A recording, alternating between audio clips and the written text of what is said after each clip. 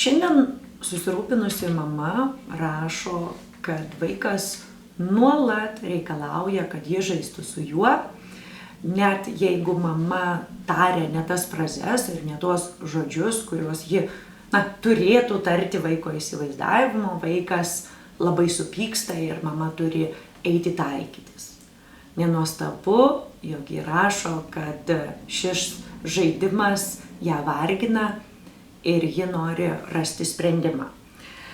Visų pirma, verta pasakyti tai, kad vaikai mėgsta kartoti veiklas, juk taip jie mokosi. Lygiai taip pat mokomės ir mes. Nei vienas iš mūsų neatsisėdo ant dviračio ir nenuvažiavo.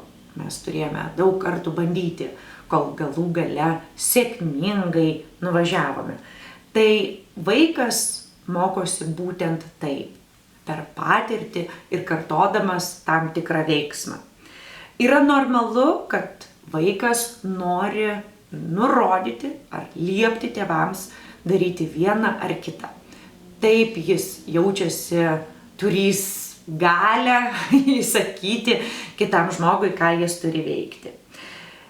Ir vis dėlto šiandien reikia šnekėti apie tai, kad mums suaugusiems yra tarsi, praplautos smegenys, kad turime visą laiką atsižvelgti į tai, ką nori daryti vaikas, atsižvelgti jo poreikius ir tuos poreikius tenkinti. Turime suprasti, kad santykis su vaiku, taip pat kaip ir santykis su suaugusiu žmogumi, yra tarsi šokis. Šokis dviese. Vienu metu vienas partneris veda, kitu metu veda kitas partneris. Tai yra būtent partnerystė, o ne vieno ar kito žmogaus vadovavimas ir netgi nemalonus vadovavimas kitam. Mes turime suprasti, kad toks vadovavimas visą laiką ir savo nuomonės bei savo elgesio modelių primetimas kenkia ne tik žaidimui, kenkia ir mūsų tarpusavio santykiams. Lygiai taip pat, kaip jūs nenorite, kad jūsų bendradarbis ar jūsų artimas žmogus kontroliuotų kiekvieną jūsų žingsnį ir aiškintų, ką ir kaip jūs turite daryti ir kalbėti, lygiai taip yra nemalonu, kai tą daro ir vaikas. Kai mes kalbame apie žaidimą, žaidimas ir yra derybos, žaidimas yra kompromisų paieška, žaidimas yra emocijų protrukiai ir tada susikaupimas ir tų sprendimų ieškojimas, o ne vertimas daryti kitą žmogų tai, ką nori tu. Yra visiškai normalu ir ką teisingai daro vaikai, kai vienas vaikas liepia kitam kartoti, ką jisai sako, ar daryti, ką jisai sako. Na gerai, vaikas vieną, antrą, trečią kartą tai padaro, tačiau penktą kartą sako, žaidžiam kažką kitą, arba aš su tavim daugiau nebežaisiu. Ir tada jo žaidimo partneris, turi tokią problemą, kurios sprendimą reikia ieškoti. Ką tada daro vaikai? Tariasi, diskutuoja ir dažniausiai susitaria. Nepasitenkinimas savo žaidimų draugu, maištas prieš primetamas taisyklės ar netgi išėjimas iš žaidimo yra gyvybiškai svarbios socioemocinės pamokos. Šiandien mes kaip tėvai esame tokie jautrūs, kad tuoj pat reaguojame, mano vaikas nežaidžia su kitu vaiku arba tavo vaikas nežaidžia su mano vaiku. Kartais reikia tiesiog atsitraukti ir leisti patiems vaikams išsiaiškinti. Žinoma, jeigu vaikas smurtauja prieš kitą vaiką, jeigu matome, kad vyksta patyčios, tam mes ir esame suaugę, kad turėtumėme įsikišti. Bet, 8-9 kartus iš 10 vaikai tikrai gali rasti sprendimą patys ir tai yra nepaprastai svarbios socioemocinės pamokos. Kai leidžiame vaikui dominuoti, kai leidžiame ir net skatiname vaiką neatsižvelgti į mūsų tėvų poreikius ir norus, mes atimame iš žaidimo visą vertę. Tada geriau išvis nežaisti su vaiku, nes mes siunčiame neteisingus signalus, mes diegiame ne tas vertybės, kurias turėtumėme diegti ir mes ugdome ne tuos įgūdžius ir vaikas įgyja ne tas kompetencijas, kurias jis turėtų įgyti. mes iš tiesų darome vaikams meškos paslaugą. Žaidimas, pats žodis savyje reiškia, kad žaidimas yra ne prievolė, o smagumas. Žaisti turi būti smagu. Ir suaugusiam, ir vaikui.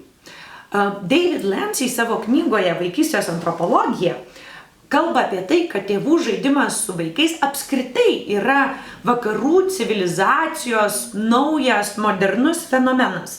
Nes suaugę nežaisdavo su vaikais. Suaugę turėjo savo žaidimus, savo darbus, o vaikai turėjo savo draugus, savo žaidimus ir savo darbus. Vaikams reikia žaisti su vaikais. Ir tikrai ne pareigos vedamas suaugęs turi prisijungti prie žaidimo. Suaugęs turi prisijungti prie žaidimo tada, kada jam smagu, tada, kada jisai nori, tada, kada jis mato prasmę ir mato, kad gali praturtinti vaikų žaidimą. Tas pats David Lancy nemažai kalba ir apie tai, kad vaikai gauna daugiau, kai yra mišrios amžiaus grupės. Tai yra, kai trimečiai žaidžia su trimečiais, tai yra smagu ir tai yra gerai, bet daug geriau, jeigu trimetis žaistų ir su metinuku, ir su 8 metų vaiku, ir su 5-mečiu. Kodėl? Todėl, kad kiekvienas vaikas turi tam tikrų būtent jo amžiui būdingų, įgytų įgūdžių. Jis gali pasidalinti tam tikrais dalykais, kokių bendramžiai nebūtinai turi ir nebūtinai gali tuo pasidalinti. Tada, kontrargumentas būtų tai jeigu vaikui taip gerai žaisti mišriose amžiaus grupėse, tai kodėl jam netinkama žaisti su suaugusiais. Tas pats David Lancy sako, kai amžiaus skirtumas yra 20 metų ir daugiau, jau tada yra skirtingos kartos ir jau tada nebešnekame apie vaikų žaidimą. Kai mes kalbame, kad vaikas turi žaisti su vaikais, tai tą ir turime omeny. Vėlgi, ką mes turime suprasti, kad mes turime, dabar yra 21 amžius. Vis rečiau vaikai turi vadinamąjį kiemą, į kurį jie gali išeiti savarankiškai, būti saugus, susirasti kitų draugų ir ten žaisti. Pasaulis, koks jis yra šiandien, mes suaugę esame atsakingi už tai, koks jis yra. Dėl to mes turime tą naudoti ne kaip pasiteisinimą, o suprasdami šių dienų realijas ieškoti būdų, kaip vaikas galėtų susitikti su kitais vaikais. Kai mes kalbame apie vaikų žaidimus, vėlgi dažnai tėvai, kadangi dabar turi po 1-2 vaikus, pamiršo, ką reiškia padūkėliški žaidimai. Padūkėliški žaidimai reiškia, kad kažkas netyčia tau ir lazda gali užvožti, kažkas netyčia ir akmenį gali tave paleisti, ar kai jūs voliojatės ant žolės, staiga kažkas tampa nemalonu ir iš tokio, žaismingo voliojimosi jis gali virsti net agresyvi voliojimosi. Kas atsitinka tada? Tada draugai susipyksta, išsiskiria, truputį pabūna atskirai, ir vėl susitinka ir žaidžia toliau. Tuo tarpu, jeigu visą laiką kišasi suaugęs, jeigu visą laiką suaugęs sako, ką tu dabar padarai, juk mes šitaip nesielgėme, kodėl tu savo draugui, stumtelėjai jį, kodėl tu užsimojai tą lazdą, mes labai ribojame vaikų galimybes laisvai žaisti ir įgyti tuos jau mano anksčiau minėtus būtinus socioemocinius įgūdžius ir išmokti tas nepaprastai svarbias pamokas. Jeigu vaikas kiekvieną kartą atbėga, susidūrė su draugo pasipriešinimu ir sako, jis ar ji su manimi nežaidžia, jis ar ji kažką nemaloniai man pasakė. Kartais tiesiog reikia vaikui pasakyti, žinai ką, eik ir susitark. Nes vaikui yra svarbu eiti ir susitarti, o ne kiekvieną kartą tikėtis, kad atbėgs suaugęs ir spręs jo problemas. Dar ugdymo įstaigose mokytojai, pedagogai paprastai geba būti objektyvūs. ir įvertinti tą situaciją. Tai kuris vaikas iš tiesų buvo teisesnis. Nors dažniausiai, ką daro pedagogai, tai jie puikiai supranta, kad, dažniausiai nėra taip, kad vienas yra teisuolis, o kitas jau turėjo tik blogas intencijas ir elgesys yra tik netinkamas. Dažniausiai tiesa yra kažkur per vidurį. Tuo tarpu, kai mes kalbame apie tėvus, yra visiškai normalu, kad tėvams atrodys, kad jų vaikas yra teisus, jų vaikas buvo nuskriaustas ir kitas vaikas tikrai galėtų elgtis švelniau, kalbėti maloniau ir daug dažniau nusileisti.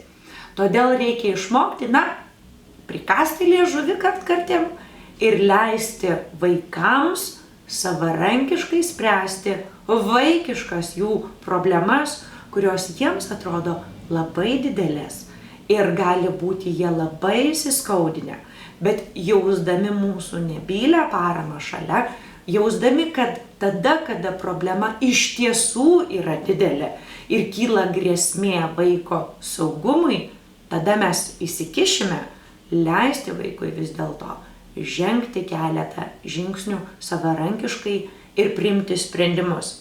Dėl to jums, kai jūs sakote, kad pavargote, taip ir pasakykite vaikui. Aš pavargau. Aš nenoriu žaisti šito žaidimo. Ir yra visiškai normalu. Ir gali būti, kad didžiai jūsų nuostabai vaikas pasakys, o ką tu norėtum žaisti? To jums ir linkiu.